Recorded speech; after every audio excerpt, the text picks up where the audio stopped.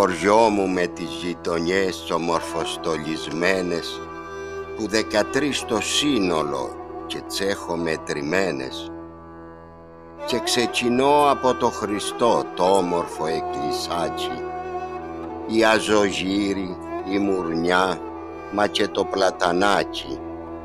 Στο κερατίδι σαν περνώ είναι τα καφενεία, πλάκα τριώδη βρίσκεται χτισμένη η Παναγία. Το Σόχορο, πέρα χωριό και το στενό πιο κάτω, κι η Μιλολιά που βρίσκεται στην πλάκα από κάτω.